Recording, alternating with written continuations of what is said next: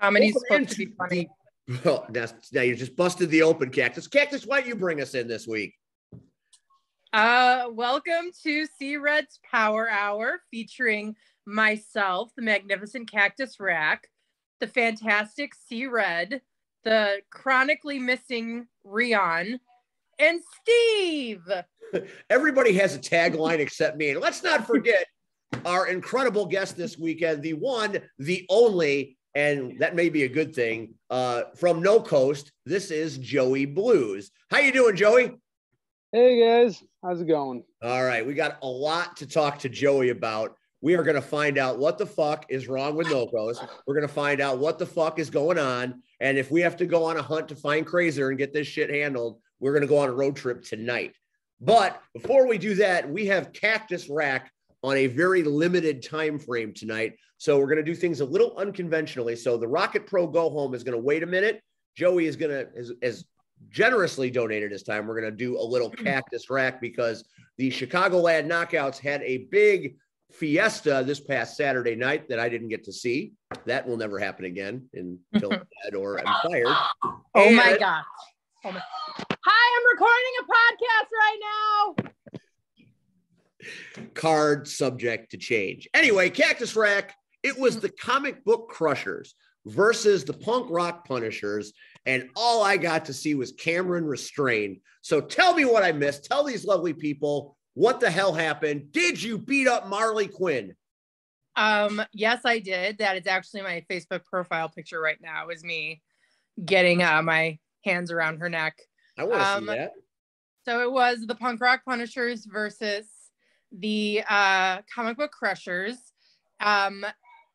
It was our first bout since pre-COVID. The blue and purple have not gone against each other in that long. I do want to give a shout out to Mr. Bizarro, who is in the kitchen at Rock Island Public House and did tamales for us. They made us team-specific tamales, and the one was blue and the other was purple. It was, I want to say, one of our more vicious bouts. That is the shit right there. Look at that fucking picture. Yeah. Jesus Christ. So the story between Marley and myself is we actually used to be teammates, and right before COVID, the last bout, I was off because of my concussion from the previous bout. So I was doing the penalty box, and she switched teams without telling me. And I confronted her. That bitch! Yep, I confronted her afterwards during an interview. And it didn't get resolved because COVID happened, and then we didn't see each other for 2 years. And so I picked this as the right time to get my revenge. They may have won, but I took her down a few pegs. Wow. So give us the highlights of some of the magic that was created. And I hear through the grapevine that not only was it another sold out facility, but a few IPW superstars lended a helping hand to the chaos, which is amazing. And I would like to note that Rion came to wish us luck before the bout. Oh, I would like to note that. Is that a shot? Are you shooting? No. Are you shooting? No. Listen, but we had the Dream Breaker. You don't want a war with a commentator. The Dream Breaker himself was announcing. Yeah, I know. I heard about that. Our opponent did our announcing. Now that it's all started to make sense. He wants my shit. And now he wants to take me out so he gets my shit. I get that. Yep. And we had the Bros were our fight refs. They did get a bit walloped themselves. They did admit they find us terrifying, we sat next to that penalty box. I was in the sin bin of the vicinity the whole first show that I did, and it's terrifying because shenanigans happen in the sin bin more so than they happen out on the track. And, you know, you're inches away from these girls whipping each other's ass in the sin bin. God help us if two people get in that sin bin. They need to have a better situation for the sin bin. You don't put two people that that fight in population in jail in the same holding cell. That's a bad idea. And that's exactly what they did with Marley and myself. Although I don't see why I got a penalty because she took me off the track. I was defending myself. I may have done a head scissors on her. I may have gone, what's up? I just said, damn. Yeah, I may have had her in a sleeper hold, but she started it. What was I supposed to do? Let it happen? Exactly. Bikini Kill was attacked by the blue team. They did attack her and throw her onto the stage and try to beat her down several times. It did have to be broken up a few times. And at the end, we had a debut skater, the Rotten Peach. The Rotten Peach really showed us what she's made of and went after Shank Girl on the comic book Crushers when they were trying to gloat about their win. Took her down, and then we stole her gun. So there you go. Here's my problem with this whole thing. Mm-hmm. I missed calling this hot action to have Steve Kenton fuck up my joke. Yeah. It's not right. Red, we got fucked out of that joke, didn't we? You know, short answer is yes. The long answer is yes. As long as the answer is yes. So just so you know, Crack This Rack, the Lethal Lottery was Saturday. Mm-hmm. So there were 4 names placed into a cup. Okay. And then Red had an idea. So I had the brilliant idea. And I acted upon it. Because, and we'll get into more details, but the show is already happened. So one of the participants was Gunner Brave. Mm-hmm. And I thought, wouldn't it be lovely if Gunner Brave's name got pulled? And the second name behind that would be Jed Williamson. Mm-hmm. Of course, it didn't go our way. No. Despite our praying. The first match now I don't believe in God because we were crossing our fingers and praying and shit didn't go right. The first match was Damian Tyler versus Russell TD. And that was fine. But we figured the last match, we could get that match. Mm-hmm. Gunner versus Jed. And which is just the one match that would be more ridiculous than me versus Aaron Stone. That's the one match that might be more ridiculous than that. And Gunner's name gets pulled. So now we're down to 2 and we're like, yes, it's gonna happen. And it did. It would have. And the person pulls the fan pulls Jed's name. Mm-hmm. But the whole time, Ken is like, wait a minute, it's only supposed to be 4. There's another name in here. And he slyly takes it from the person and puts it in his pocket. And it's like, really, dude? Like, can we have our moment? Can we have ours? So, yeah. And we had a whole plan on how to get out of it. But just to watch Jed roast for the 20 minutes that it would have taken to get that situation corrected would have been the pop of the entire show. Yeah. Oh my goodness. Damn, so you missed a lot, Cactus, but it sounds like I missed a lot too. And our next you also missed you missed more. You missed more. There was quite a bit of mooning.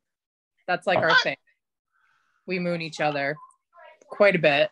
Is that legal? I mean, technically, is there a foul? No. Chevy Rowland was the sin bin queen for her track cuts. Gotta work on that. Talented young lady, the Chevy Rowland. She was she was quite something on the first time that I saw it. Yes, but it was a good time. You missed a lot of new people, a lot of new characters, a lot of new gimmicks.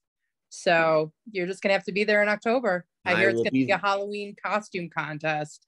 Oh, I've got my costume already. I actually fit in it this year, so that'll be a splendid happenstance. Right. So you're abandoning us, Steve? I'm what? You're abandoning us? Abandoning you? There's no show crash tested in October. Not in October, but there's another show. Oh yeah, gone. Done. No, November, you can still do CTW. No, I'm talking about October. I canceled a booking I can do the as I told everybody I would. This is it's too close to my house and too entertaining for me to ever miss it again. So that will never happen again unless they fire me, which they might. You never know. No job is secure forever. But it's October. What is it? The 22nd or the 23rd? October 22nd, and no, it's the 22nd. What? Turncoat. What? Consider me the coat, and the coat is the 22nd. Southland. Oh, it's not Southland. What's the 20? What? IPW. No, IPW's on. Oh. Well, Southland is also happening. Oh yeah. Yeah, I told Rion when they offered me this gig, I told Rion I couldn't make the Elgin thing, and he's all right. And that's not really. I mean, I don't know what I could do to make that any better than it will be anyway. That's Joey Roth. That's Joey Roth's masterpiece. Oh. But he might be hurt. I hear Joey Roth is injured. There's a neck brace involved. Maybe we're going to talk about that when we talk about Rocket Pro. Is there anything else we need to know about the Knockouts, Cactus? That if you're not watching us, you're stupid. That is absolutely true. That's and in a few weeks, the Power Hour goes full on roller derby, where it will be an entire show of roller derby featuring roller derby characters and lots of roller derby talk. So that will be very exciting. We're very much looking forward to breaking out of the box and doing. And quick plug, Wrestle League will be doing a show at the Homewood Auditorium on October 15th.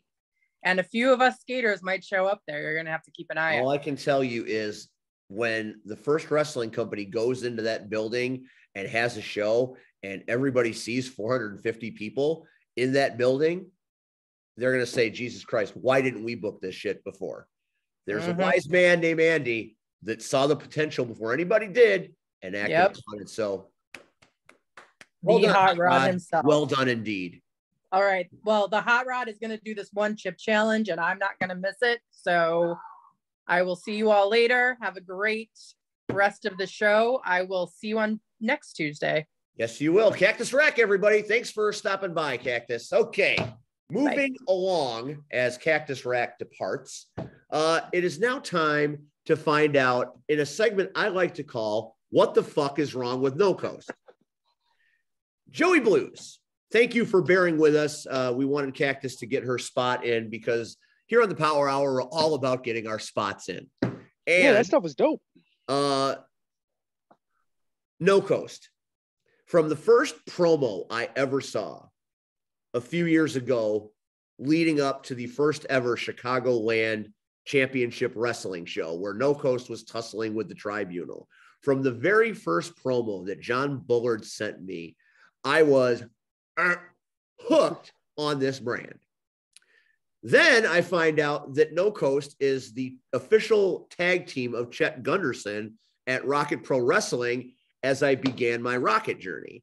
So I'm like, there's must be something destiny about my involvement with No Coast because everywhere I go, they seem to be there. And now I even see No Coast at IPW. So I am following you around, but not in a stalky way. But I really enjoy what you do from that very first promo that you cut on the Tribunal. And it was amazing. And I knew right then and there that this tag team was special. And I have watched you guys do amazing things in and out of the ring. Easily some of the best promos I have ever seen wrestlers cut in this business, period. So it's always been a comfort to me to know that No Coast is out there somewhere creating chaos, getting high, doing whatever it is that No Coast is doing. Then in recent times, during the age of the idols, things have gone to shit.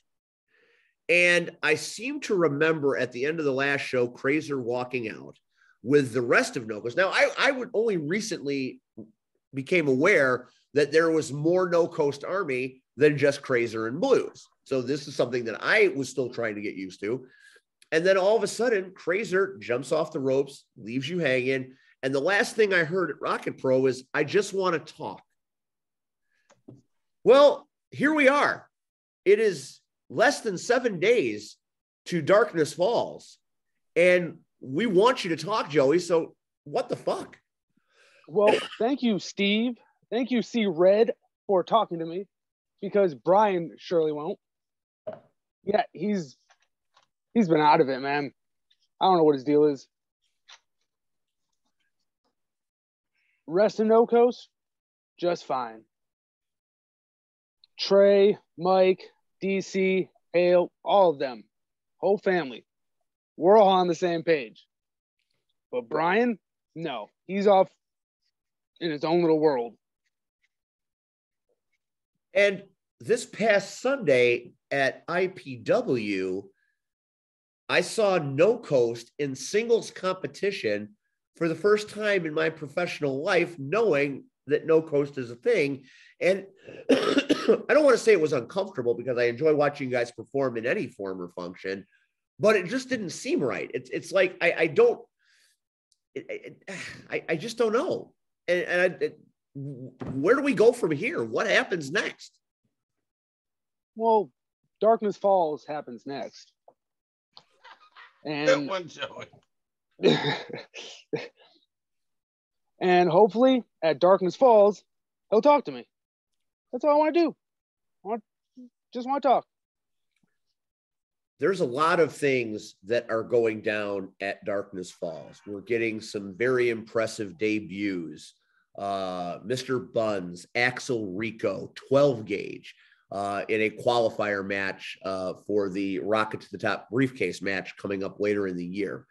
We've got Christian Rose defending the heavyweight title against Cody James, who won the Rocket Rumble.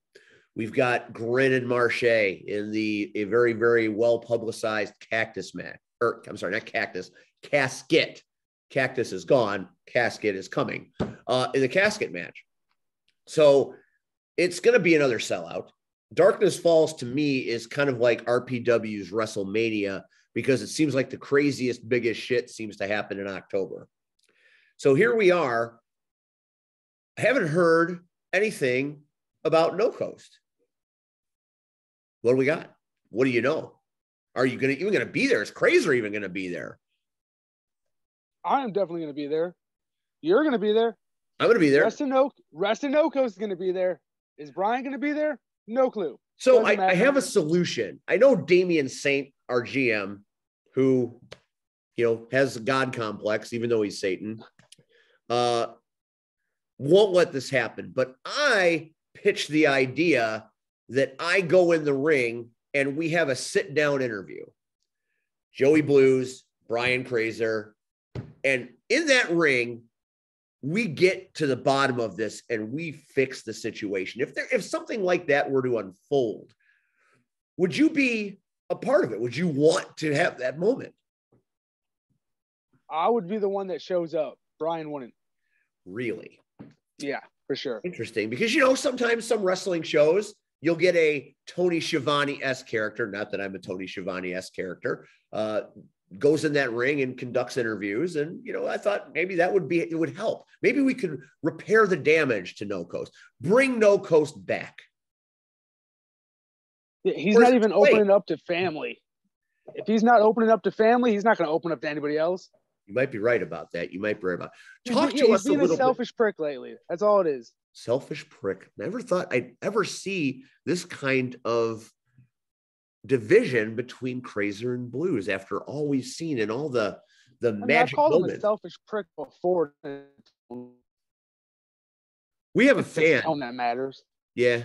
We have a fan at Rocket Pro Santino who is not sleeping at night because of this friction. I feel like it's almost like his parents are talking about the D word around the house, and he's a little uncomfortable. He doesn't like it when you guys fight. And I feel for him. I feel bad for him. Brian probably doesn't care, because clearly he doesn't care about anybody. Wow. But yeah, it gets to me. It's, so hopefully at Darkness Falls, I can try to cheer him up somehow. Well, I mean, let's hope. Now, I want to get to know, because I don't know enough about the rest of the No Coast family. I've seen them work a couple of times. I've seen them help you guys when the chips were down and it was up against the wall. And then, they were instrumental in, what seems like Brian's whole problem. He blames them in some way, at least as far as I can tell. Bring us up to speed on the rest of the family. Tell the Power Hour and all the fans that maybe don't know the extended family. I mean, I deal with the ARC way too much. It seems like every other week there's another member of the ARC, and I didn't realize that No Coast had almost as many members as the ARC did. They don't. All right, so obviously we got Brian and myself, but we're kind of divided. But we got Brian and myself. Then we got DC Shaw and Bristol Hale. They're the ass-kicking couple. Then we got Michael Osiris and Trevin Wolf. And they're all these guys we've known for over a decade. These guys are family.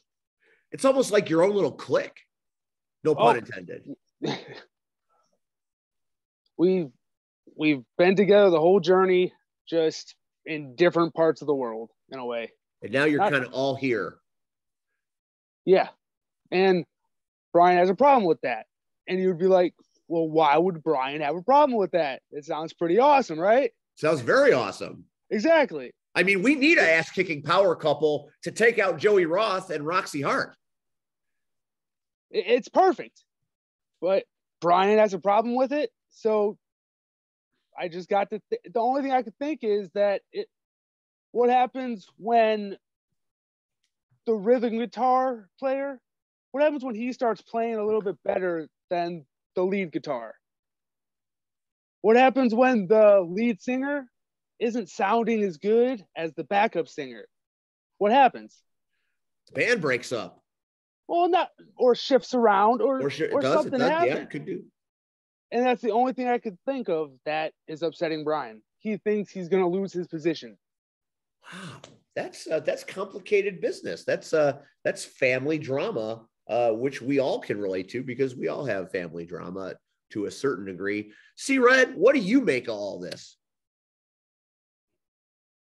Brian needs to stop being a bitch. Not sure that helps anything, but okay. I'm just saying. It helped me a little bit. It helped me. I mean, again, I'm not at Rocket Pro.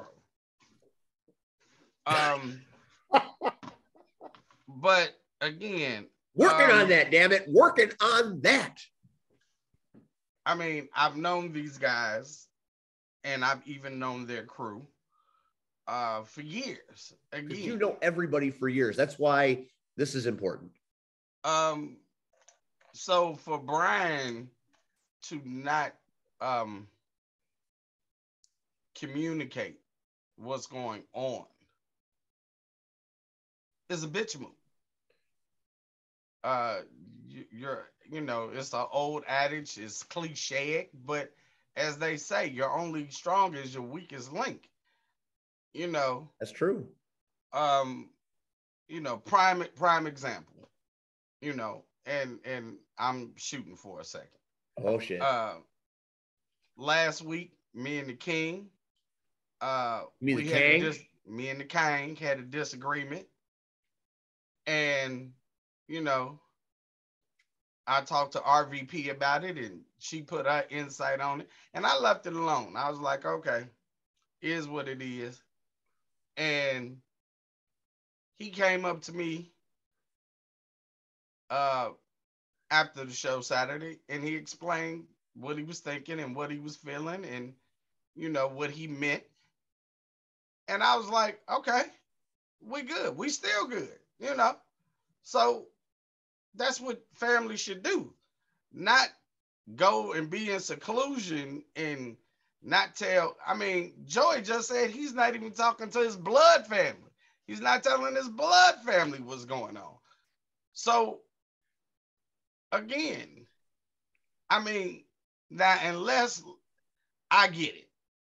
If he got a doctor's report and says he's got 3 months to live, I get it. Let's hope that's not true. And I I pray to God it's not true. I'm just saying. But I understand in those type of situations, people withdraw from others and stay to themselves. I get that. But Joey won't know if Brian doesn't say anything. Nobody knows what's going on. So Brian is being, again, a bitch and not telling anybody what's he thinking, what's he feeling. And then here's the problem. Darkness Falls comes out, This and Saturday, Joe's Park. they announce No Coast, and Joey looks to his right. Is Brian going to be there? You don't know. Nobody knows. But that's the problem. So how do you think Joey feels going into this? That if that happens, we already have a mystery partner. One thing I don't want to know my missing partner. Well done. And that's a great point. He might know who his mystery partner is, but what about the missing partner? You know, so I mean, let's play this forward. Let's say that the differences are irreconcilable and No Coast is no more.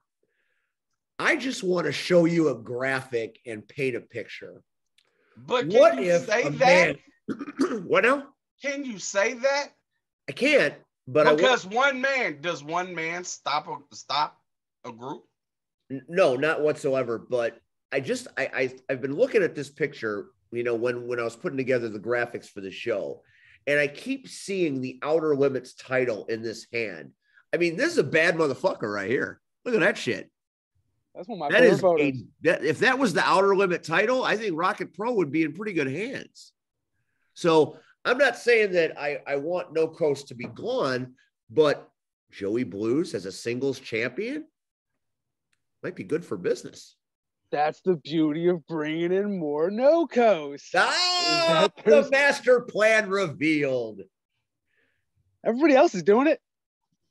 It's fair. Even the ARC does it. So that's interesting. Red. Yeah. It's that time. We must give the roses while we are alive. And we don't know if Joey's going to make it out of Darkness Falls. There are caskets and darkness and ghosts and hearses and all kinds of crazy shit this Saturday in St. Joe's Park. And there's eventually going to be a Shelley Halloween party. And God only knows that might be more dangerous than Darkness Falls. So I believe it is. Just in case we don't get to talk to Joey again, in case Darkness Falls claims his soul, give this man the roses. You've known him a bunch. I've given Joey his roses before. Well, give it to him again. That's what the people want. They want your roses. This ain't nothing new when it comes to Joey Blues. I think Joey is getting up there with Marche numbers. I think it's Marche, the Evil Genius, and then Joey Blues. Friend of the show, definitely. We love having Joey on the show. What is there to say? Again, Joey knows his worth. Joey knows he is right now a very hot commodity in the Midwest. Commodity. Yes. Joey has the talent. Joey has the drive. And again, I've said it before. Even before I knew who Joey was, I was at a show and saw Joey and his former partner, who's now in Vegas. And it wasn't his partner that like made me go, ah. You know, it was this tall, lengthy kid. And I look up and he's starting to do all of this amazing stuff. And it was like, it was a tag match, but out of the 4 people, Joey stood out the most. Like, and it wasn't because of his height. It was strictly based on his ability.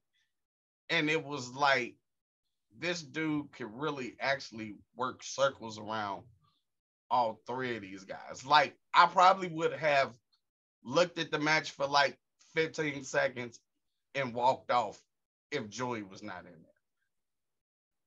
But Joey kept my attention. It was something about Joey and excuse me, the way he carried himself, the way he carried the match, his charisma. You know, it was just the way he did things.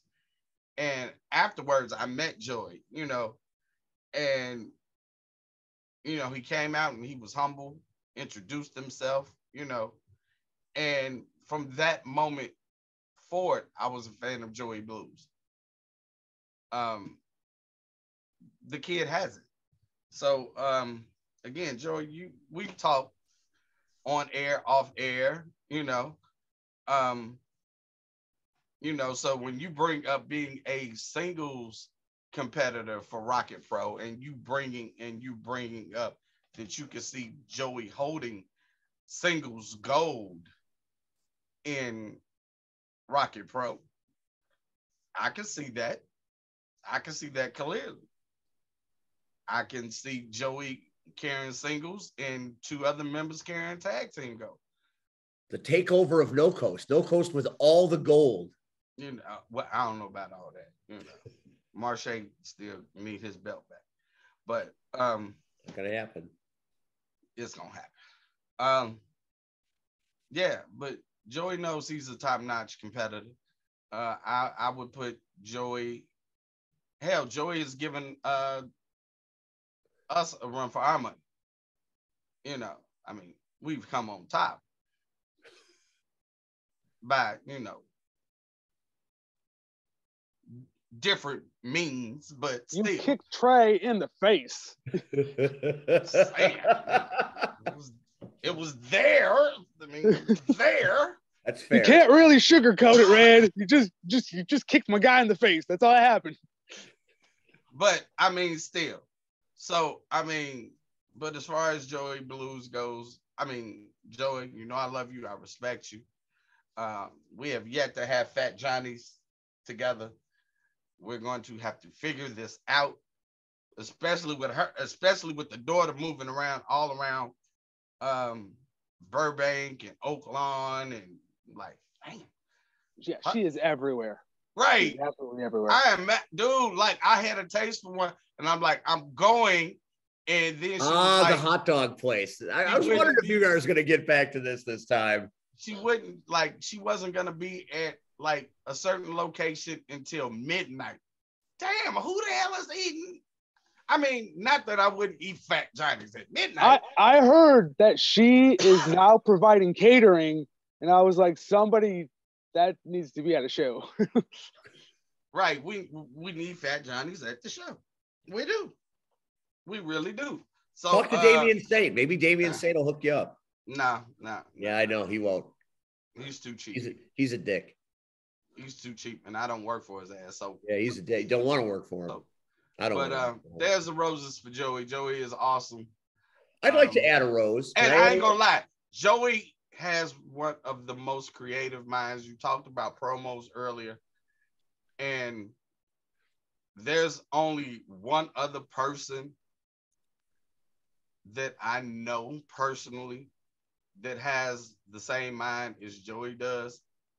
And anytime Joey or that person puts out promos, like, you know, normally I'll look at a promo and I go, okay. Because they're all the same. Like, I'm going to beat my person up and I am going to win. Show up at the show. And it's like, you know, but yet Joey, and you know the other person I'm talking to, and again, I'm not referring to him just out of respect to Joey. But they come up with creative ideas that captivate you, that make you want to watch the entire thing. You know, so it's like, how can you not love No Coast? How can you not love Joey Blues? You know, it's a fair question. Simple as that. You know, he got in the head of Paragon, and that is a tough business. You have to deal with Paragon. So I'll give you that road because I didn't think anybody could get under the skin of a Paragon. And look, Rion Skills is on the highway.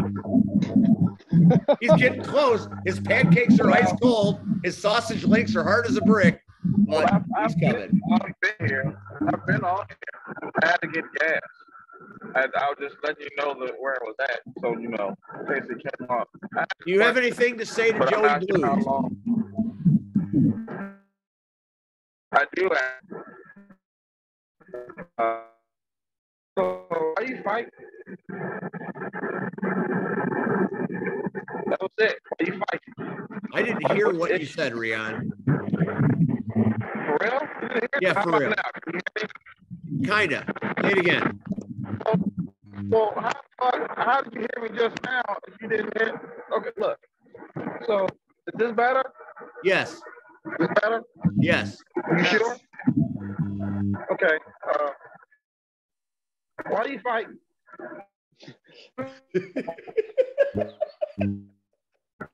I wish Brian would tell me why we were Why are you fighting. fighting?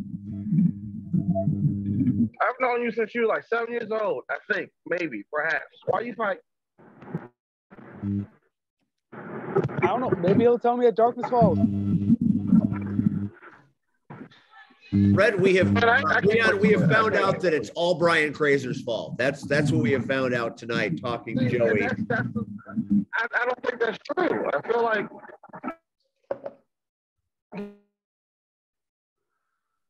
you can't just you have to take some accountability a little bit. You didn't do anything wrong. You did nothing wrong at all. It's just crazy. It's you. Well, one person You might didn't see do something anything is wrong, Not one thing. unless he sees me bringing the rest of No Coast in is wrong. I mean, I did accidentally kick him in the face. Yeah, but we all saw that. That was incidental contact. You know, that was But an I tried to apologize for that, and I pushed him a little too hard, and then he punched me, and then I punched him, and we were punching, and he also speared me somewhere in between there. But I mean, that happens every now and then. Well, I'm confused because the last time I was at Rocket Pro, I got hit in the head with something, and it was just two of you, and then six showed up. And the only reason I knew it was six of you because you all dancing around my body, like enjoying yourself. So I don't understand how you went from all six of you dancing around and pooping it up to end fighting. Like, do you just need someone else to get beat up in order for you to like be friends again? Like, what is the issue? I think a win would help. Okay. Right? All right. Okay. Yeah. Winning helps. Okay. I probably shouldn't be, talking and holding the phone while driving.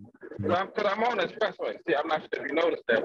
Yeah, just stay away from that truck. Stay away from the truck, and we'll see you with your pancakes in a few minutes. Okay. All right. Well, all right. I'm still here though. I'm not going. All right, Rion, always in our hearts, always somewhere driving on a highway. While we're here, and it is the big show, Darkness Falls. How many Darkness Falls have you participated in, Joey Blues? I think all. So you've been Rocket since day one. I know of at least I've been to every single one. So while we're here, and since this is the Rocket Pro Wrestling Go Home show, as this is the final stop on the road to Darkness Falls, I think it would be a good idea for us to go over the card. And you know what? You've been there since day one. You know all the cards that have happened since then. I want to know from a man that's been there how this stacks up historically. I was there last year. I know how hot that show was. Red has been there in the past. He knows what Darkness Falls means.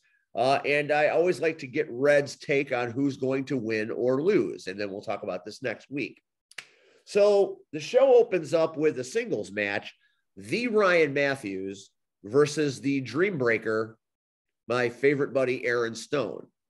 What are your thoughts? I mean, you've been in the ring with these guys, Joey. What is your take on this match and who wins? These are both my Fortnite friends. Hey, don't talk to me about the goddamn chickens, okay? I still have nightmares. I mean, I'm cool with the Ryan Matthews. He seems like an okay guy. But Aaron Stone, there he is. But Aaron Stone and I go way back. He's like a little brother to me. You know what I mean? Little big brother, I guess. So what do you got? I mean, it's your Fortnite buddies having a war.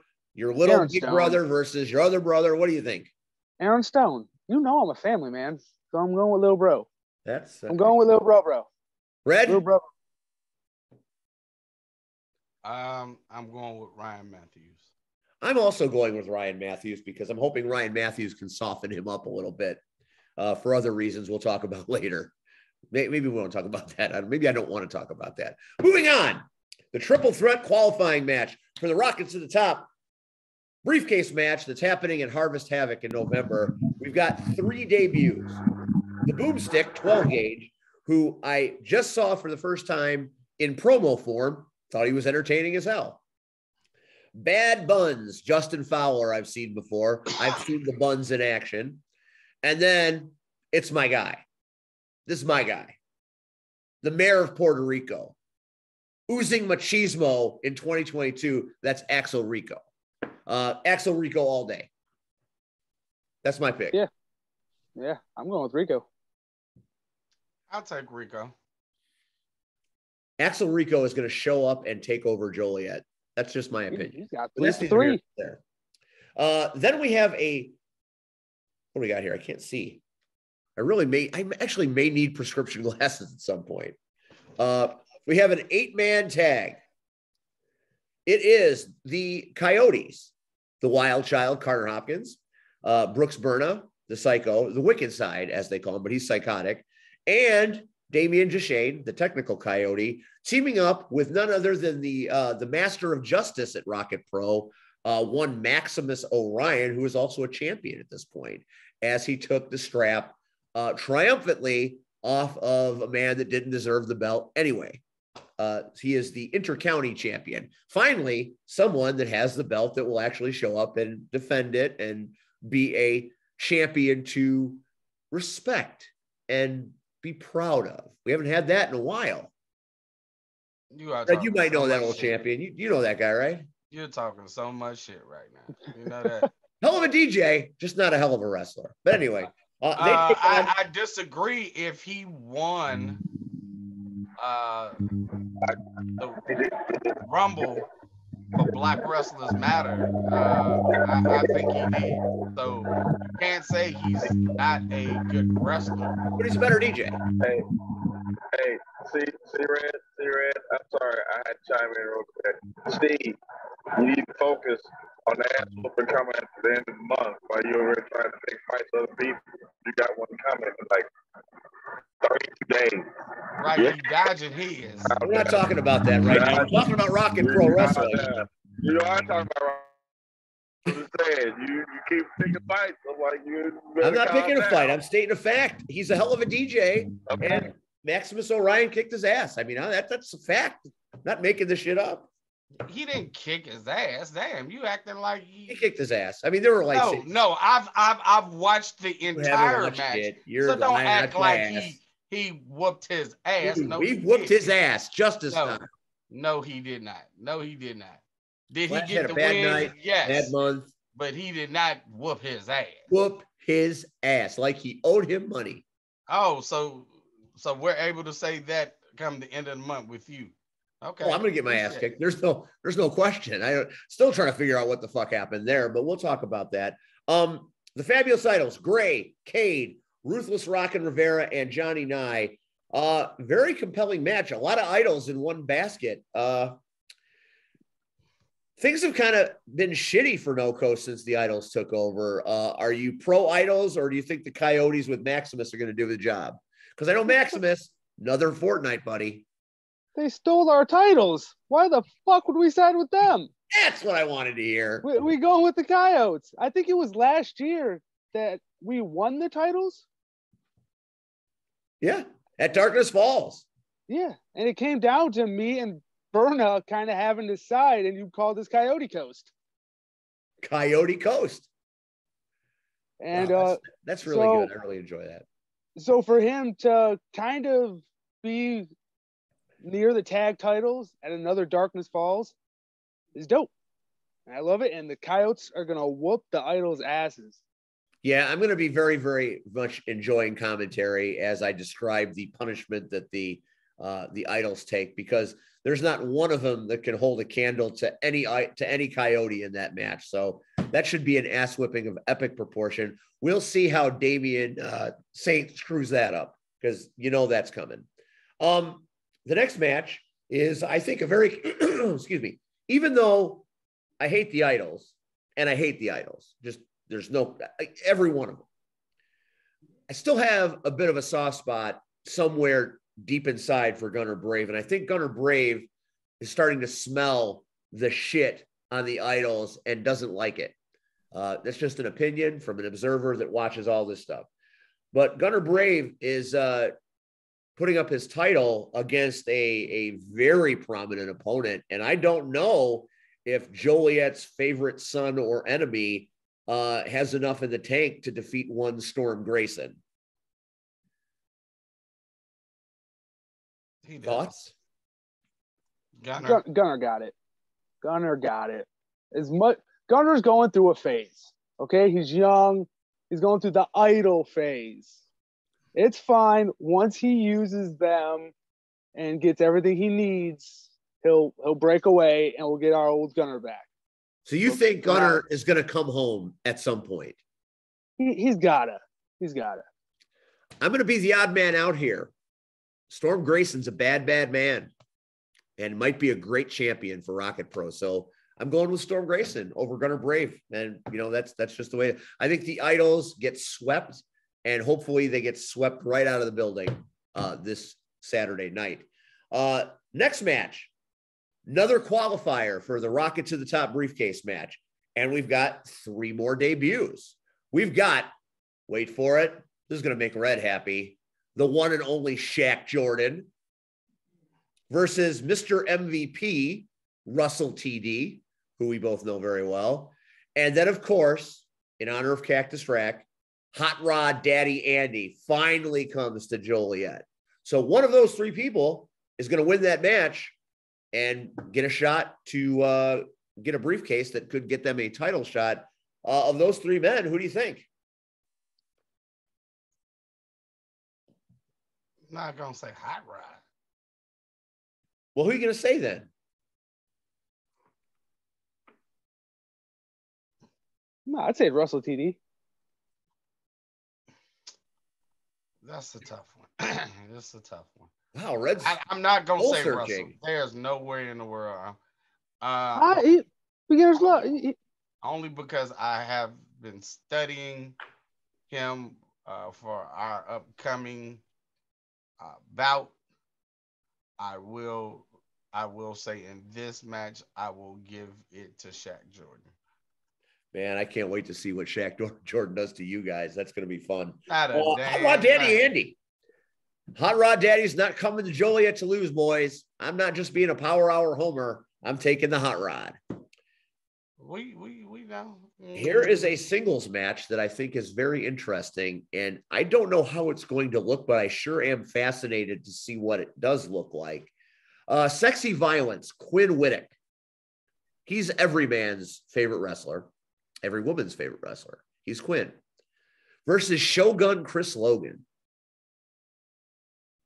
How about that? Logan. Well, you say that so quickly. Like, am I supposed to back down from that? Like my brain is saying Logan, but my heart is like, go Quinn. But I mean, don't get it twisted. I mean, Quinn is a great competitor, but after the shit that I saw at Black Wrestlers Matter from Shogun, I'm just gonna say Shogun. It would be very easy for me to go against the grain and pick Quinn because I find Quinn to be spectacular. And Shogun is a force of nature and is a mad force of nature because he has been screwed over and over and over again. And there is a point of critical mass. And it's a year anniversary that he got hit in the head by Victim Cookies with a wrench and lost the last ride match at Darkness Falls last year. One of the damnedest things I've ever seen. You say potato, I say potato. You don't say anything right now. I'm talking. As much as I think Sexy Violence could win this match, I just don't think Shogun's in the mood for any kind of fuckery. So I will also have to abdicate and take Shogun Chris Logan but you know, there are forces around that want bad things to happen to Mr. Logan, and Quinn could be the unwarranted beneficiary of shenanigans. So stay tuned to that match. Then we come to match 7, what could be the most compelling match on the card that isn't involving a casket. And that is the Kings of Six. That's Skylar Reed, friend of the show, and Devin August, and a mystery partner to take on this man, Joey Blues, absentee Brian Crazer, and a mystery partner of their own. What's with all the mystery? Halloween? Great answer. That's Great a fantastic answer. That doesn't get any better than that. That's why this man is who he is. But I really do wish we at least I knew who my mystery opponent and mystery partner was. Because I have no idea who the Maple Leaf morons would call in on their side. And that's not even the thing. We're not picking him. Whoever our mystery partner is, that's all management. All them. Idols. It's all idols. I guess idols? Yeah. Whoever's running the show, that's who's in charge of our mystery partner. I mean, the Kings of Six, their partner could be Joey Roth. He might be faking that neck injury that he's blaming on me. And ours could be a sock puppet. It could be. That's why me and Brian need to talk. So right now, it could be said, you don't know if Brian's even going to be there. You don't know who your mystery partner is. So when you walk out of that curtain Saturday, it might just be you. Yeah. Ain't that a bitch? Do you think this is the idols at work here? Do you think the idols got to Crazer? I don't think they got to Brian. More or less, they're probably going to do as much damage to us as they can because they know we want to come back for our titles. Those are our titles. It's fair. Any chance they get, they're going to try to weaken us. So I'm not looking forward to Darkness Falls.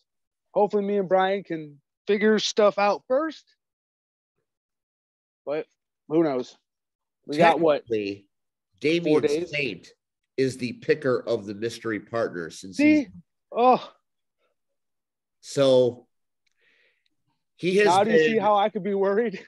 I'm worried too because he has been making some outlandish statements on social media about the things he's going to be doing, and he's been given control by the idols, but that doesn't mean anybody respects him or respects his authority in any way. I know I don't.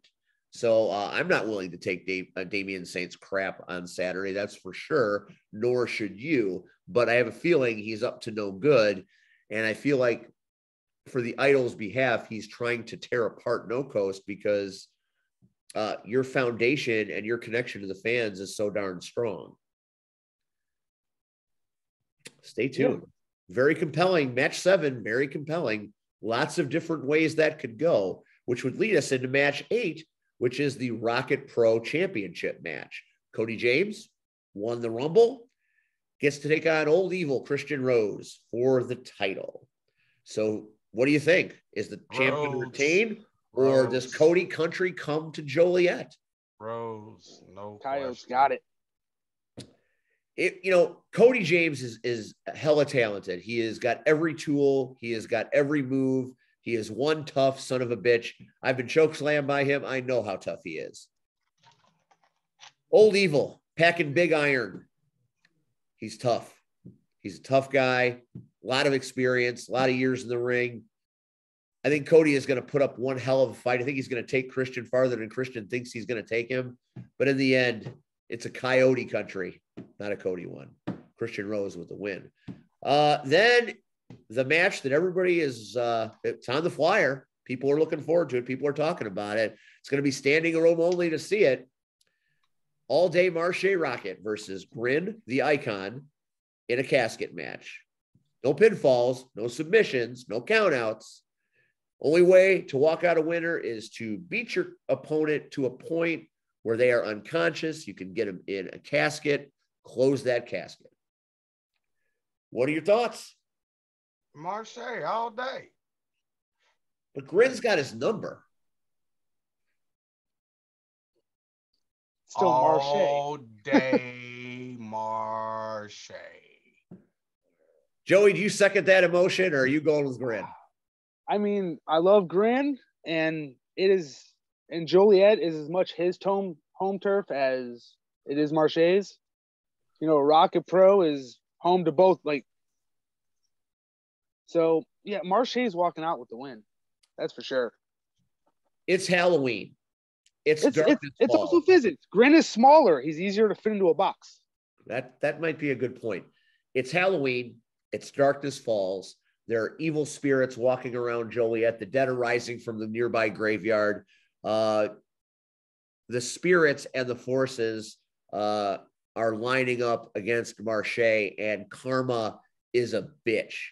And Darkness Falls understands Karma, and the Karma from last year, after what he did to Shogun, finally catches up with All Day Marche Rocket. I'm going with the Icon Grin. And there you have it.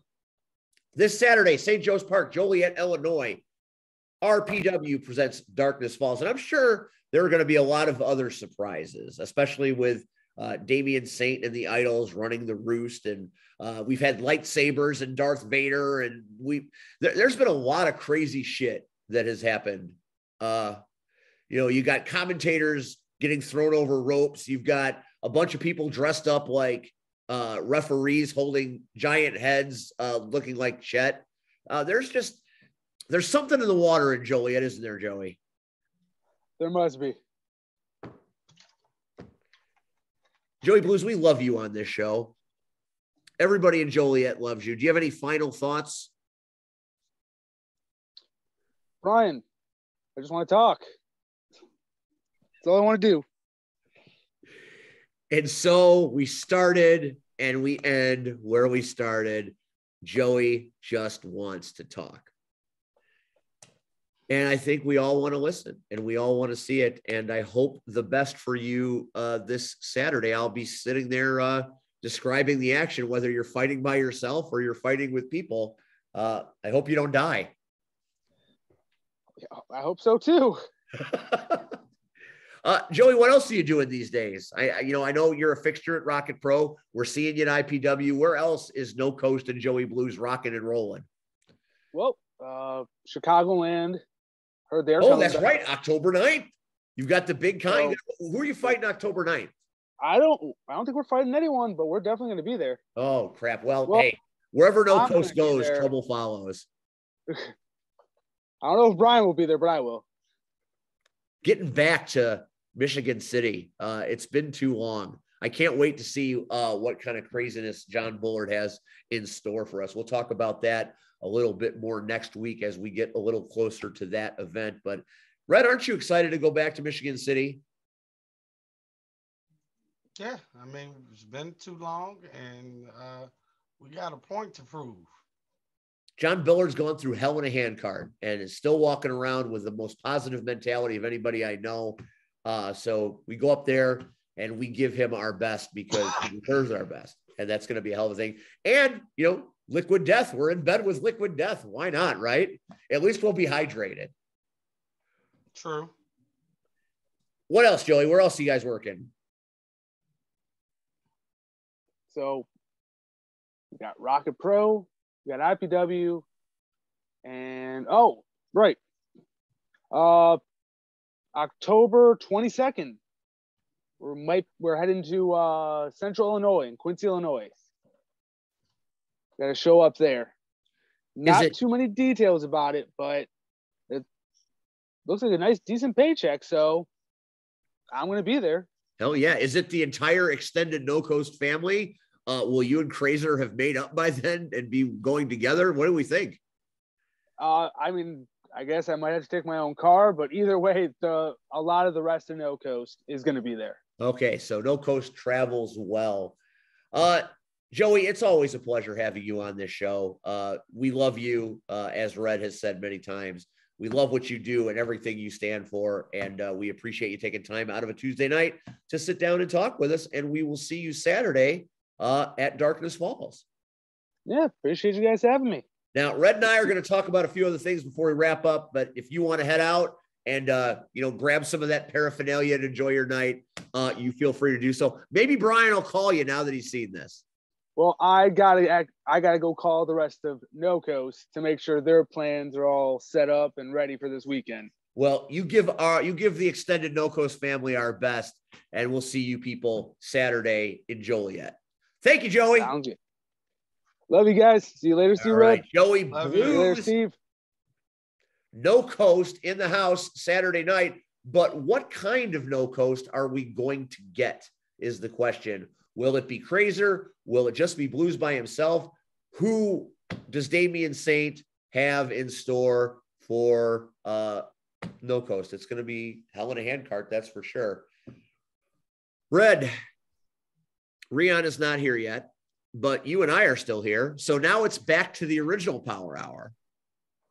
Rion is on his way. He's on his way, and he's got pancakes. So we're gonna talk a little bit about what went down this weekend, and we're gonna start with what we talked about a little bit at the top of the show. Crash tested wrestling Whiplash. Lots of craziness afoot as things got kind of crazy, even for the ARC. Did nothing get crazy for us? You know what? I mean, did you bring D'Angelo Steele in to park cars and carry bags and stuff? Because he didn't really do a whole lot. First of all, it is you and the CEO that has been stirring this whole pot. There's no pot. And it's really been you. There's no pot. That's Joey. That's not me. No. It's you. It's you that has been stating and trying to put out there in bad media. Bad media? That the hell our society and the ARC are one. And I told you, plain and simple, you do your thing, we do our thing. You don't fuck with us, we don't fuck with you. But you and the CEO and decided y'all gonna put us in this damn gauntlet match. And more importantly, you're gonna put Steele in the gauntlet match. This ain't got nothing to do with us. Nothing whatsoever. So me and Steele sat down and I explained, what do you benefit from this? Nothing. You showed up, so by obligation, they have to pay you. So guess what? We gained nothing. Nothing. You got paid. Yes, we did. Handsomely, I might say. You got paid. You did commentary. You did see red things. So you get to keep your money. But as far as I'm concerned, D'Angelo Steele owes me money because we paid him to have a match, and all he did was wander about. So let me ask you this. Was there a count out? Yes or no? Yes or no? Yes or no? Was there a count out? Yes, as you wandered around the ring. So therefore, technically, we had a match. You hearing this shit? It ended in count out. Got you yoo-hoo too. Right? Isn't that how some matches end in count out? It's a very bright color palette on this thing today. Just looking at all the shirts. I got my John G shirt on. Hello, John G. It's a very, very bright color palette. Please continue about random ass whoopings. No, I want my money back from D'Angelo Steele. We paid him to wrestle, and he walked around. You'll get it back. It'll be a little bit later, but it'll come back to you later on in the month. Don't. Yeah, well, don't. You looking at the wrong cash outs is what you do. He totally looking at it. He looking at the wrong receipts. I don't like the way that sounds. Not happy with that answer at all. We had a lot of chaos at Whiplash. A lot of debuts. We had Riyadh doing some of the finest officiating that carried over into Sunday as well. Not by choice. It was pretty impressive, the quality of the officiating that was going on, because one half of the quality of officiating. Oh no, that other half was straight up trash. I love him to death, but he missed everything. There could have been a murder under his nose, and he just said, "Ain't nobody die." Like that's questionable. That's questionable. Exactly. That's what I'm talking about there. Gunner Brave debuts at Crash Tested Wrestling, and when the matchup happened against Mikey from the Pretty Ponies, we thought it was going to be the quickest match in CTW history. I honestly did. Not the case, though, as we finally saw a pony with a little bit of bite. Took Gunner on a trip, and the match was a pretty solid one, if you ask me. It was a solid match, but I ain't going to say he took Gunner on the trip. I think, again, and that's the thing with the lethal lottery. Think about it. You don't know who you're going to draw. And again, so I think when Steve Kent knows. When Gunner probably saw him, he probably thought, oh, okay. I'm fighting the Stranger Things. Yeah, and then, as the match progressed, he realized, and we saw, he pulled out Gunner things. He did. He hung from the ceiling at one point. Like Spider-Man. Only turn around and hang from another part of the ceiling. Like Spider-Man. And I think a dive happened. That dive did happen, most definitely. There was a I'm only going based on what I saw with me officiating that match. It was a lot of stuff. Just a lot. I hope I made the right call. I hope I did. Oh, you totally made the right call. That was one call that was not in question that night. As far as I'm concerned, though, the shenanigans that occurred in the title match are ridiculous. And to me, the Crash Tested Wrestling champion is Mike Strong. Does he have the title? He does not, but he's the champion. No, he's not. He who holds the gold holds it all. You,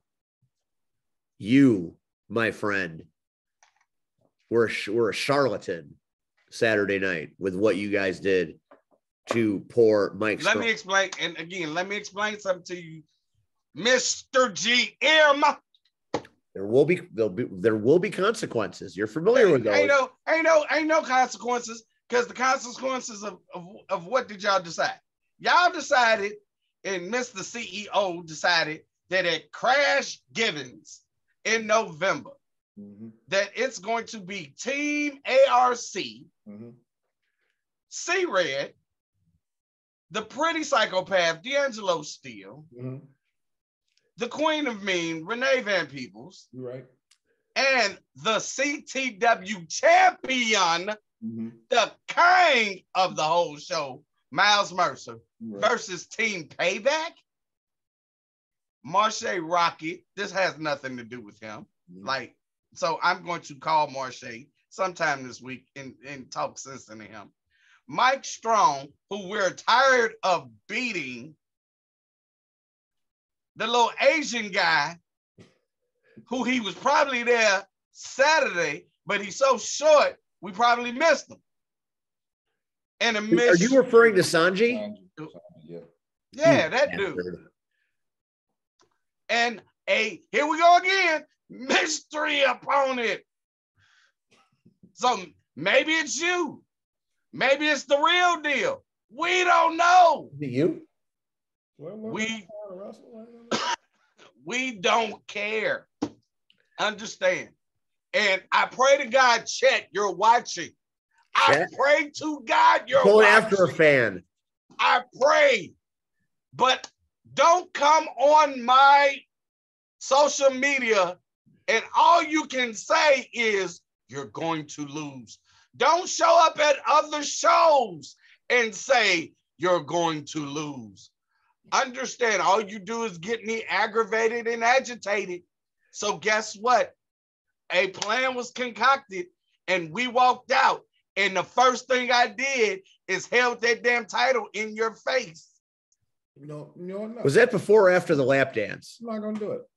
I thought about it. I'm not going to do it. Was that before or after the lap dance? That was after. You sent some young ladies home very happy that night. Ain't that what C-Red do, baby? Ain't that what C-Red do? That's what C-Red does. You know, there are a couple of Survivor Series type matches that are occurring at Crash Givings. And there are nefarious managers running amok. There will be countermeasures employed. All the mucks. All of them. So I'm not going to tell you more than that, but mucks. there will be countermeasures. Many mucks happening. So if Cameron thinks he's going to choke somebody on a rope when the ref is not looking or pulling up his pants or whatever the ref might be doing, no, won't happen. And Mr. Red. He's going to shut the fuck up. That's what he's going to do. Mr. Red. There will be measures to neutralize your shenanigans on the outside of the ring as well. It's not outside. See, Steve? See, I wish, this is where you as the CEO need to be on one page. I'm wrestling. Oh, you are wrestling in it. I'm wrestling because, again, just like I laid out your wannabe champion, I'm going to do it again. Understand, you heard Joey earlier. Then what did I do to No Coast? Kick to the face. Yes, sir.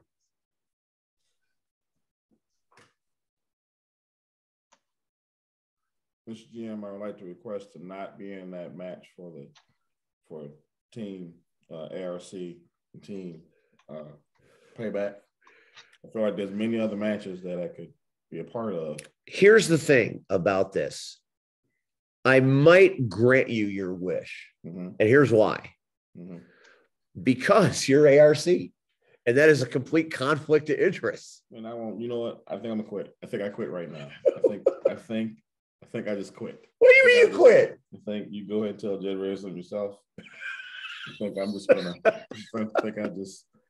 I just left the gym. So I was like, I probably should have just told him there. I should have just told him right then. I think I'm just going to quit. No, you can't quit. I'm going to go to roller derby. I'm just going to go. We're all going to roller derby. I think I'm just going to do that instead. We're going to roller derby. You know we're going to the roller derby. I don't know how I feel about this. I don't know.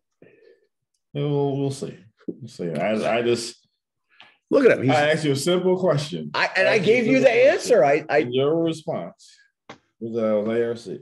Well, you once bore the symbol. I hear that it's for life. I can't put you in that position where ARC, always ARC. I can't put you in that position. But I mean, you know what? He doesn't wrestle anymore. It would be. You know what? I'm good with shenanigans today. I got time today. Normally, I just sit here and just say stuff. But you know what? I got time today.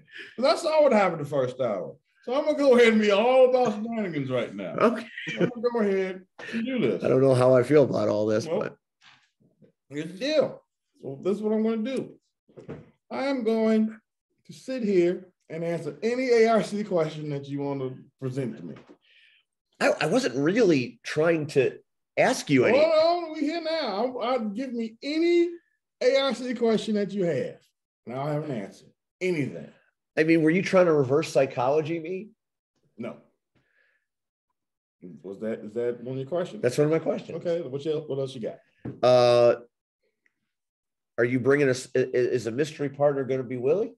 Nope, because I'm not wrestling. I was very clear when I said that I would like to not be involved in that whatsoever. I mean, I heard Marche talking to you. Mm-hmm. I mean, he made some interesting points. Literally, no one else knows what the hell you're talking about. I know, but literally, no one that's watching this has any idea what the fuck. You give zero context of what's going on, and that's fine. You please continue. What else do you got? I got time today. Red, do you have any ARC questions for your friend and ARC comrade? Of course not. I respect the real deal Rion Scales. Oh, now that's and I respect the fact that guess what? He has hung up his boots. He is liaison in one place, and if he decides to be a referee, he can be. Sometimes I don't get the choice to decide. Sometimes it gets thrown. and I understand that also. Sometimes they just say he need a ref, and I just got to deal with whatever is in front of me. But that's the conversation. You know, as my friend, as my brother, I respect him. Mm-hmm. So hey, Steve, stop stirring the pot. There was no pot being stirred. I just want to make sure that we're all on the same page. So I want to make sure that we get past this one part. I got some stuff. I got stuff I have to ask, and I'm wait. All right. So Whiplash was again, I think the show would have been improved had a certain ring announcer not pocketed a certain slip of paper, because I wanted to see it, but didn't get my chance.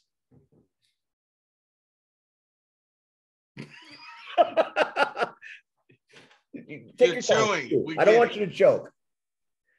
But you have a question. Did you have a question about our shenanigans? No question. So let's be honest.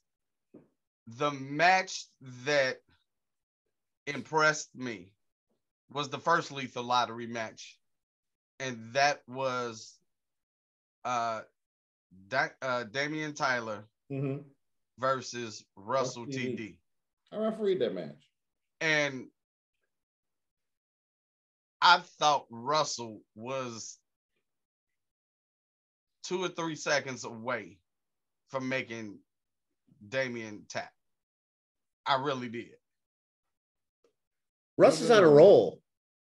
He was in there a while. He was in there like a while. But what I loved is something that you rarely see.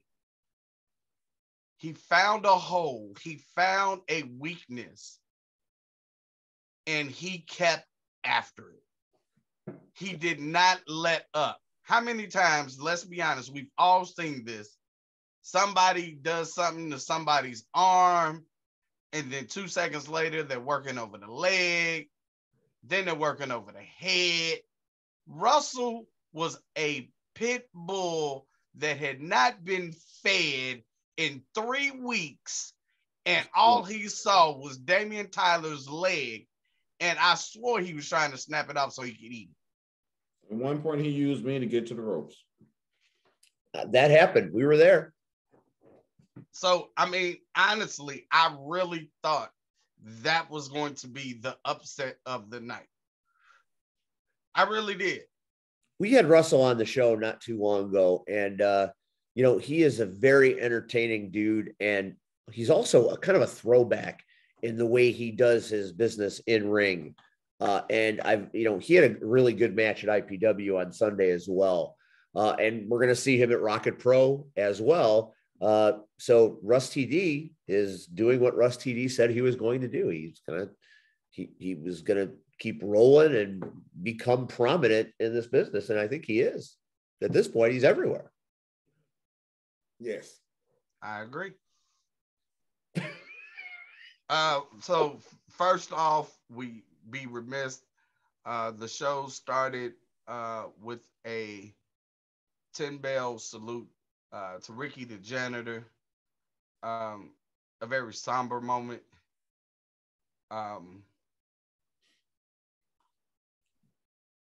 I didn't want to come out, but out of respect, I did. And not because for any disrespect, but again, Ricky was one of those guys that I knew when he started. Shared many a locker room with him. So many great characters. It's hard. It's different. When you don't know the person, so you go out there, to pay your respect. But when you share a locker room with somebody, and you talk life that's not pertaining to wrestling, it kind of hits different. Plus everything personally I was dealing with, it was just emotional. So if you noticed, I was the last one out and I was the first one back through the curtain, only because it was an emotional. It's been a tough year for our community. I mean, 3 significant losses that I can think of off the top of my head, and there have been more. I mean, Jake and Austin, and now Ricky. I mean, it's been rough. These are people that were well liked by many, and we're talking to many people, some of the fans after the show, and they're just as broken up, even though they were fans and they didn't work with them. It's hard. Just in case anybody is curious, that would be Jake Henry, Austin Fury, and now Ricky Dunlap. Yes. Thank you for the context. No problem.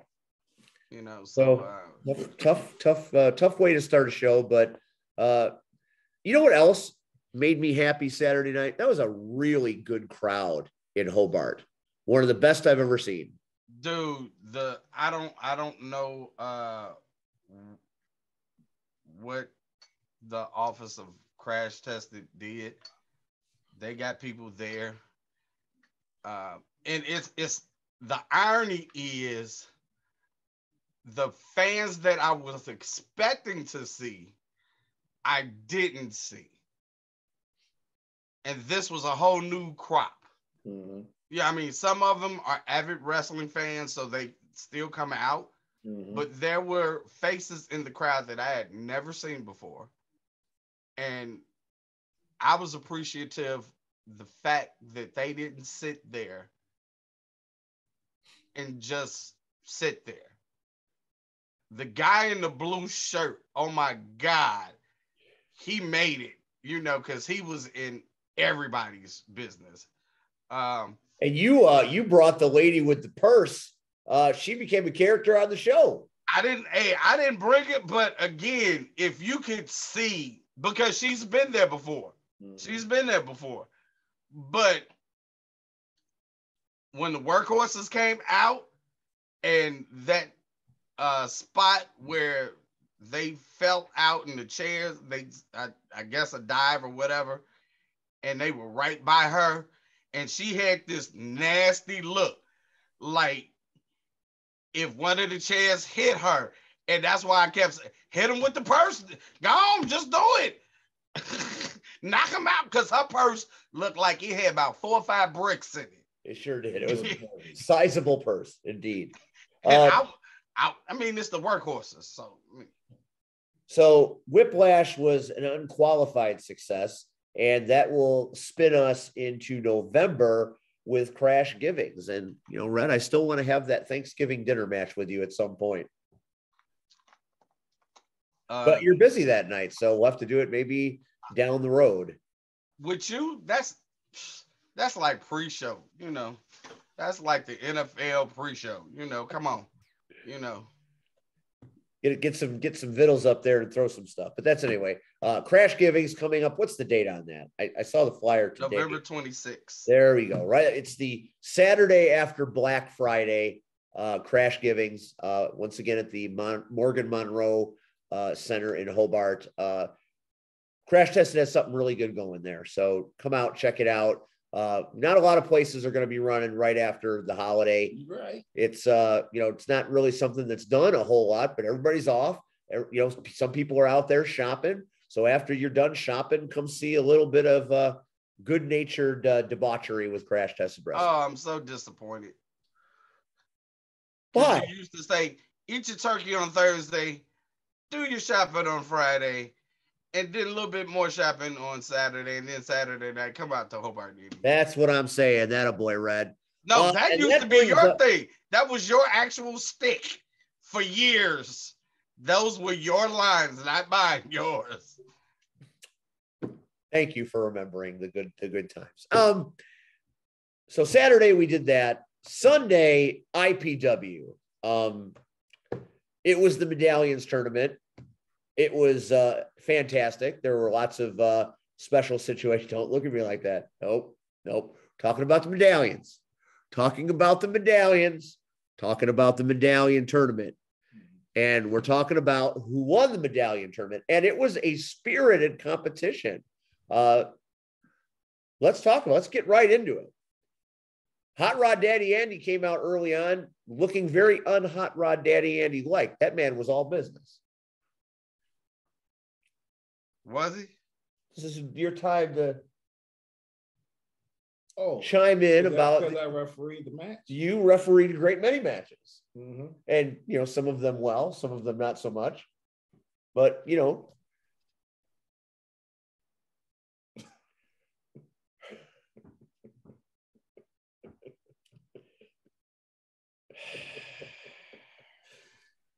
all right.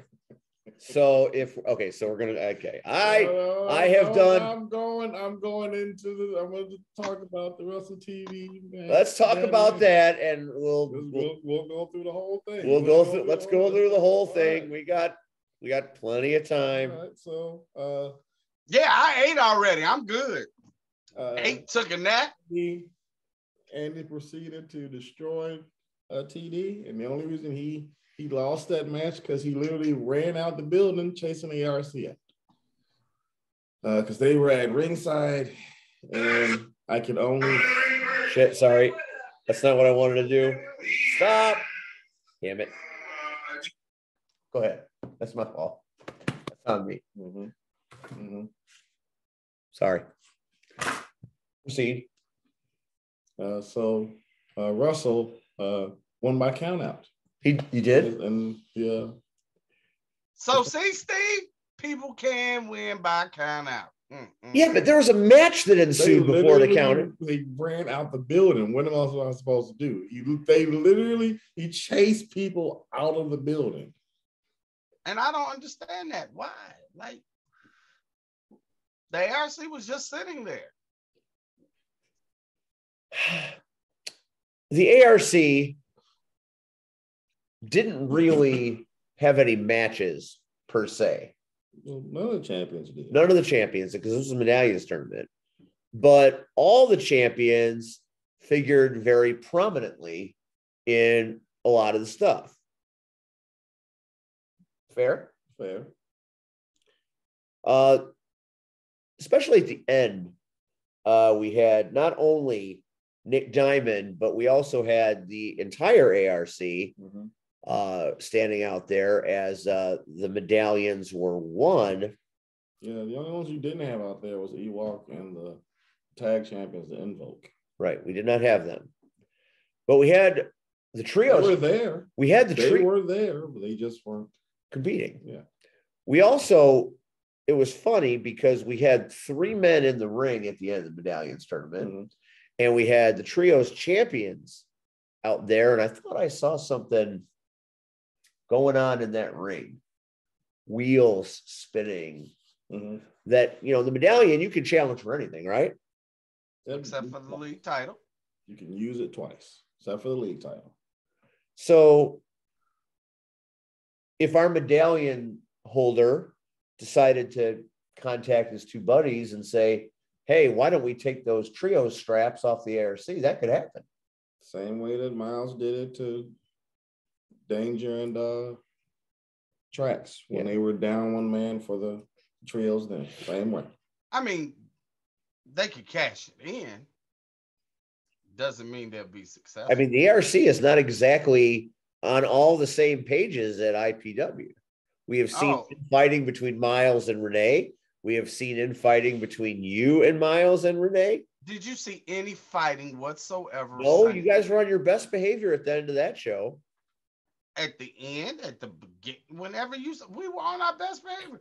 We are a unit. We are a family. Like No Coast, like we talked about earlier. The difference is we talk, we get our feelings out. We don't need a counselor. We discuss it amongst ourselves. And then we become one whole unit again. See, the problem is we're Voltron. And we understand that without the black line, we can't form. No Coast, on the other hand, they little yellow line and ran off. That's racist. So racist. Wow. Didn't even try to hide that. Didn't even try to hide it. Didn't even. I hope you say this. No punch pulled. Oh, when you say this, you let them know how racist he is. Holy crap. I'm not racist. What you want me to say, green? I said yellow because clearly he's chicken.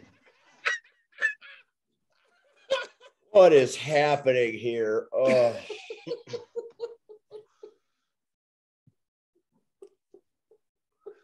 Have you ever seen Voltron try to stand up on one leg? No.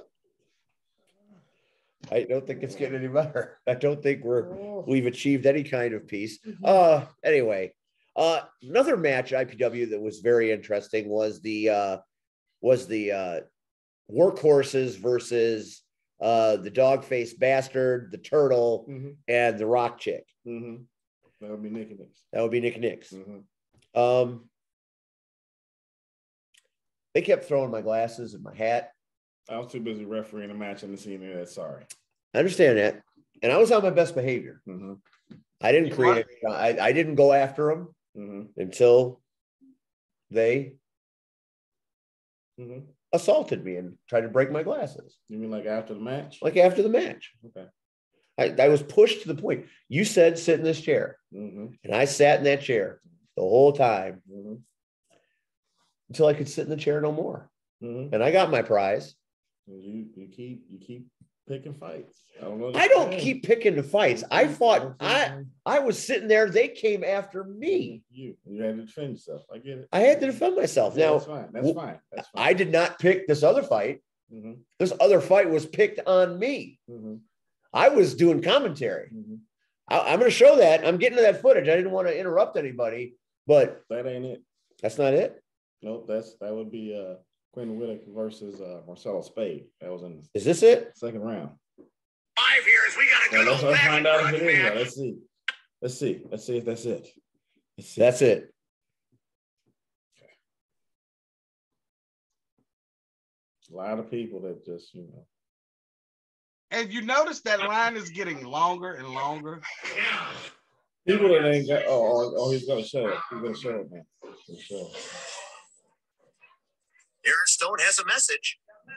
We all know it comes here every month, puts on shows for you people. And you guys come and you guys eat everything up. So I'm gonna give you guys a favor. I'm gonna do something for you guys.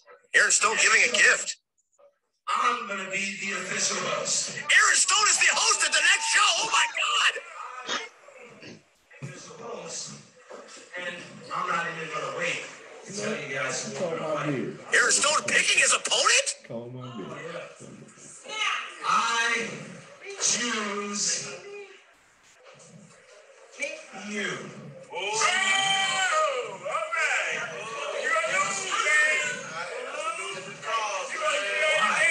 You choose me? Why do you want to fight me? I see that belt. I see that title. This means that I'm the top champion here. Let me ask you guys something that you may not know. How many main events was I a part of this year? 0. How many main events were you in, Steve? 1. Well, that's Someone please explain to me how this horrible excuse of a man got a main event before me. Oh, what? Yes, there's nothing. all right. We're gonna pause Facebook Live. Pause it. We're gonna pause it. So, we're gonna pause. It the went whole from there, and now you can show your picture. Well, I already showed it. the So. whole shit. Now we're actually going to show our friend Jamie. Our friend Jamie decided to make a graphic. Now here's my problem. I mean, yes, that happened. We went face to face because he dissed the honor of the good people of that VFW, and I will spill blood defending those people because that's our family. They support us beyond anyone. And if this fool is going to talk mess about those nice ladies, then I will not have that. My problem with this photo is it says Aaron Stone won, implying that there's going to be another one. Well, it might, but it might be Steve, what if you win? There's no way in hell. Oh, look. All right. Steve, if you win, Mike Strong said it best. You will be the IPW League champion. There's no way. Not that I wouldn't enjoy a title. No, listen, Aaron Stone is one of the best wrestlers in the area. I am one of the non-wrestlers in the area. There's no math that means I'm going to win this. Don't worry, I got some stuff to say about that. Hold on. There's no where that Mike Strong said Mike Strong, he's going to beat the pounds off me. Yeah, he literally said Stone about to beat the pounds off you. Hate to say it. And I responded. Go ahead and read that. Go ahead, Mr. Funny Man. He said, "You're not wrong, but I will not back down, and I absolutely won't quit. So I got pain looking forward to it." Yeah, I'm not going to back down. I'll take the beating that comes to me, but I am not. Those people deserve better than him. Let me go ahead and put this here because this is just, go ahead. This is just for me. This is actually me shooting right now because we had to decipher whether it's a work or a shoot because that's kind of how things work. So I am going to say this, and you guys can take what you want from it. You cannot say that Steve Aaron is not a man of his word and tries to back things up, whether he's ready for it or not. I know that a lot of times he gets a lot of shit because, he's not part of the business, but anything that has come in his way, regardless of how shitty, regardless of how ridiculous, regardless of how asinine, and in anything of the sort, he has taken it with a grain of salt, sometimes with a block of it, and went on ahead and took it.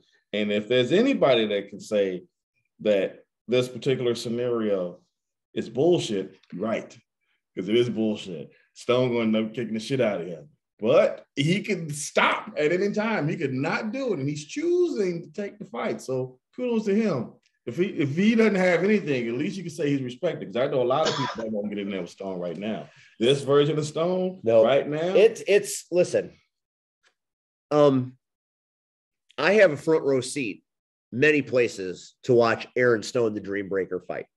He has become a superstar at Chicago style wrestling. He is a champion, or has been a champion, and probably will be a champion again someday at Rocket Pro.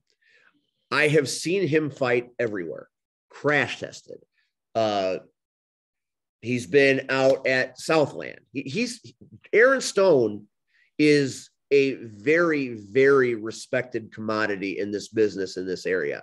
And he has been everywhere and he has beaten anybody. And I know that his chops are like Marche chops, and he kicks in the face, and he will punch and kick and assault me in ways that I've never seen. I've taken punishment in the ring many times. You know, that man is in his mid-20s. He's in his mid-20s. I am decades older than this man. There's no scenario. It's like that scene in Endgame where Tony Stark is looking at Doctor Strange and he's saying, what scenario can we win? And there's 1 in 600. He gave his life. That's Infinity War. That's right. Infinity War. Do you see what I said? So get it right. Thanos snaps me, I'm Iron Man. That's Infinity War.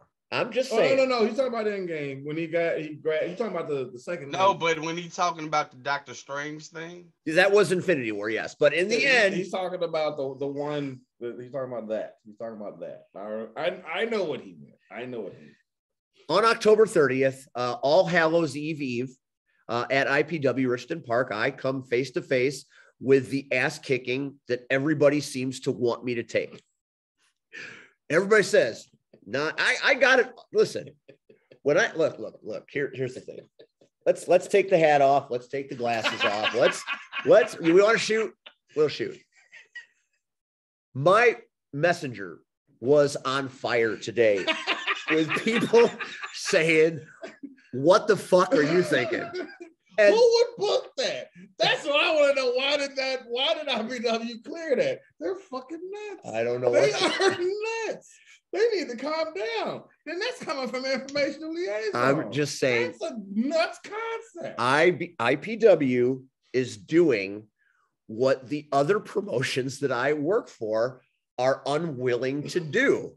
They're saying, okay, you want this respect? You want to be a wrestler? You want to get your hands dirty? We'll give you what you want. That's what they did. And that's fine.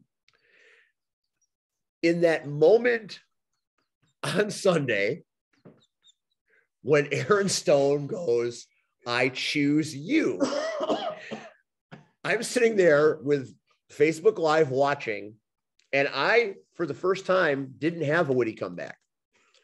Didn't have something fun to say. I felt like I was in an elevator where the cord got cut and I was suddenly plummeting downward. It was not a very comfortable thing because I watched Aaron Stone take Marche freaking Rocket to the wall. So I fully grasp the situation. To give context, shortly before that took place, he had wrestled El Scorpion Dorado, the guy that beat him for the junior heavyweight title. And he destroyed that cat. God, he did. And he's the one that took the junior title from him. And he destroyed him. El Scorpion Dorado may still be in a hospital. I mean, it was not, he had to be helped to the back. It was a mess. It was a hot mess. And that's the man that beat him. He beat him for the title. So we will talk more about this as time comes. You ain't got a choice. I don't have a choice. We got pictures. Jamie got us to the pictures and we put them out there because you know what? I want that. I want the VFW packed. I want everybody to come out to watch that. I want everybody that thinks I'm a joke to come out and watch it. I'm curious how this I want everybody to come out there that says I'm an old fat man who's out of his damn mind to come and get a ticket and sit there and watch this ass whipping.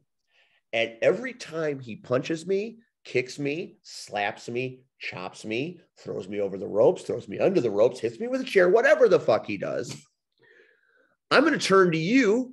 I'm going to smile. I won't feel good. I will probably have to take a couple of days off of work to go to the hospital. And I'm okay with that. You know, I love this business just as much as anybody. Yes, you do. I love it. I sacrifice a lot for it. Agreed. And when you're challenged by a man like Aaron Stone, who is haven't even peaked yet. He hasn't even come close to peaking and will probably be on television at some point if he hasn't been already. I don't know how that works. This is an opportunity. It's a weird one.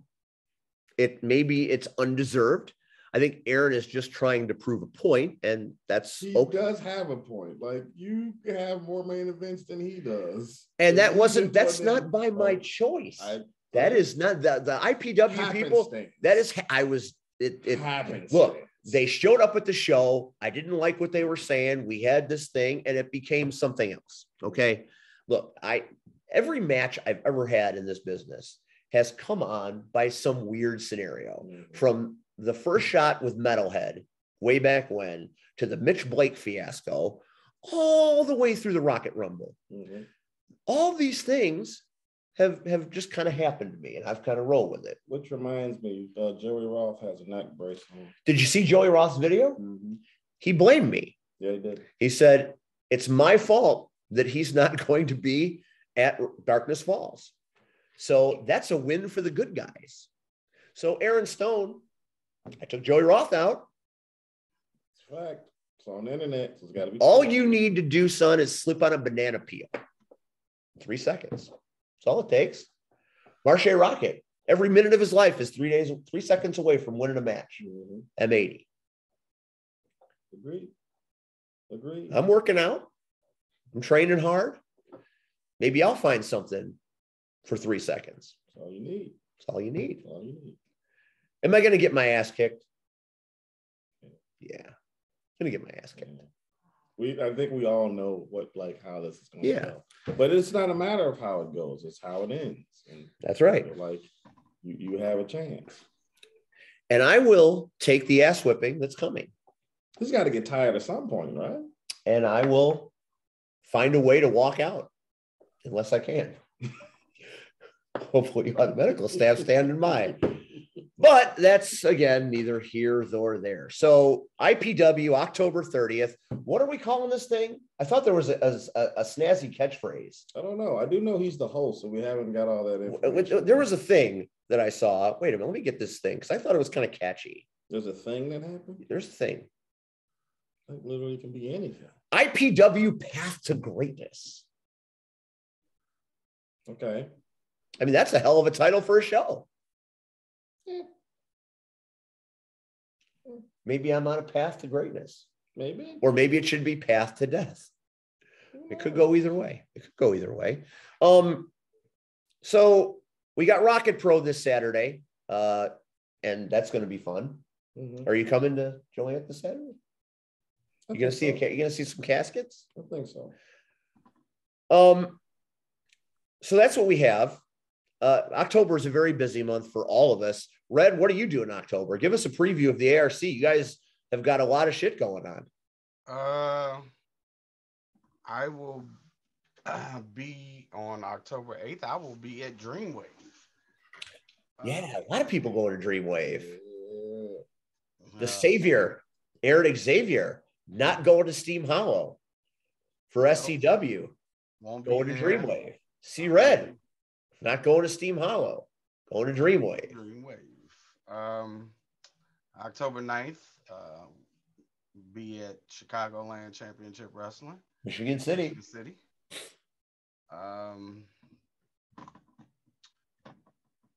Oh, I hate that you did that.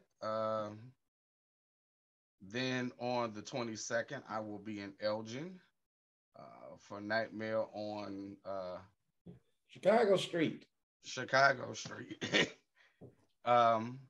And I will be with IPW, and I won't tell you who I will be, but my costume has fully arrived already. Every part of it.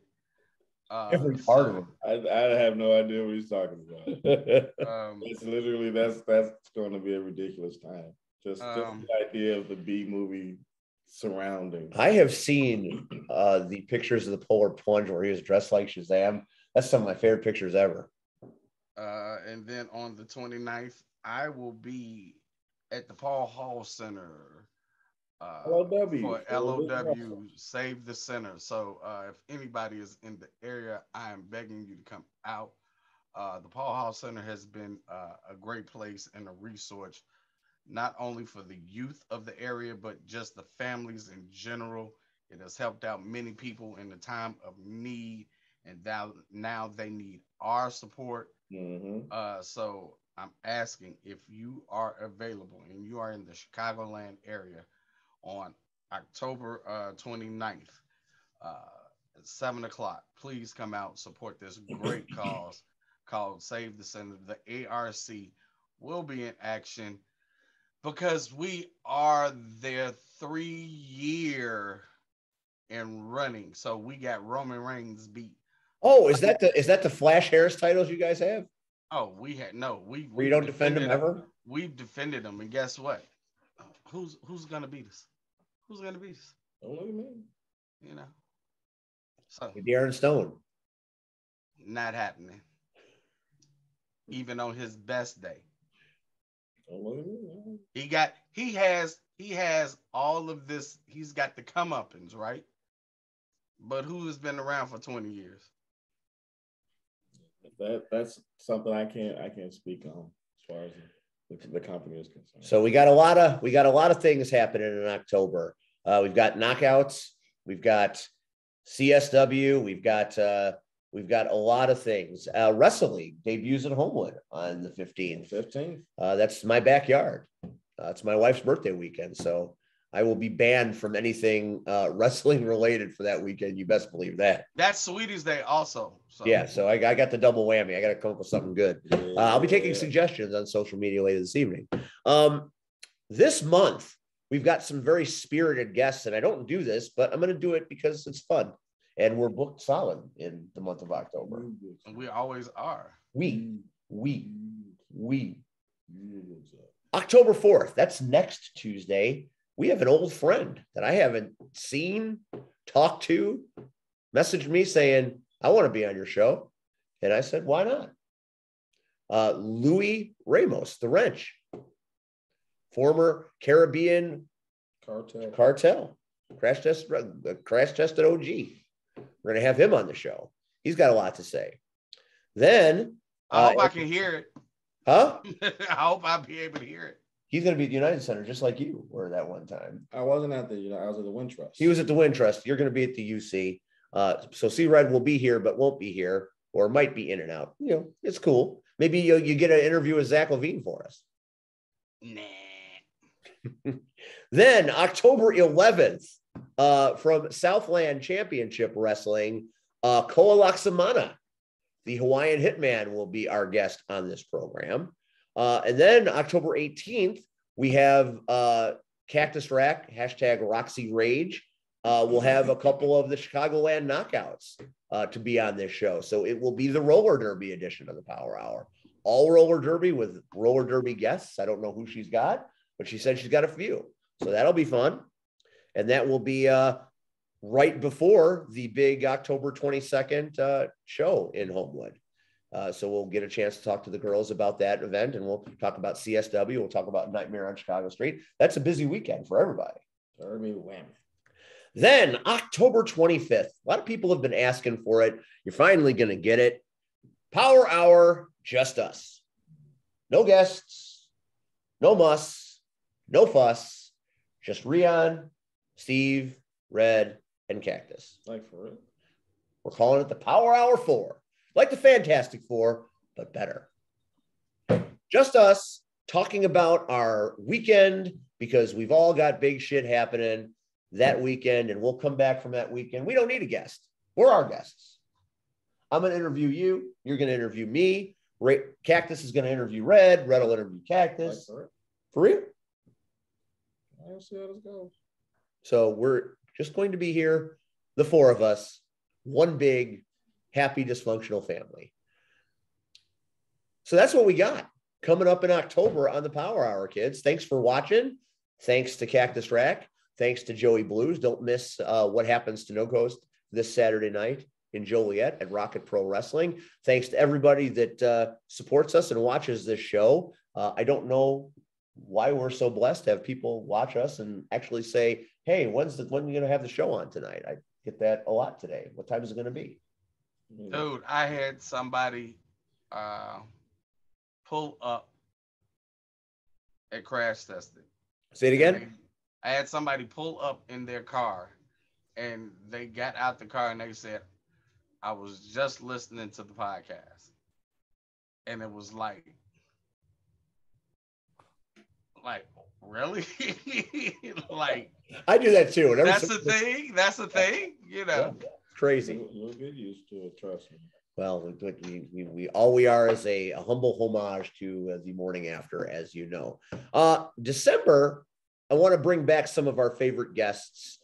So I'm going to be talking to some of our guests that are with us many times. So maybe the Max Holidays of the world and the Marche Rockets will be back in December to end this year. Want to end it with a bang because, like I said, 2023, a year of change. We never know what's going to happen. So we're going to end this year strong.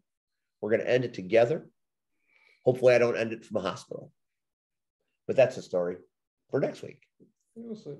you'll be fine. On behalf of The Real Deal, We Can Feel It, Rion Skills, the Urban Sensation, C-Red, the icon, the legend, the ARC, the amazing Cactus, Roxy, Rachel, whoever you want to call her. She's outstanding. And myself, Steve. We will see you next week on the Power Hour. Thanks for watching, and go see some wrestling this weekend. Go do something fun. I'll take a nap. He's going to take a nap. We're going to get out of here. We'll see you next time. Here's the funny part. I still got to go to work. Good. Good night, everybody. Where's Ryan Matthews when we need him?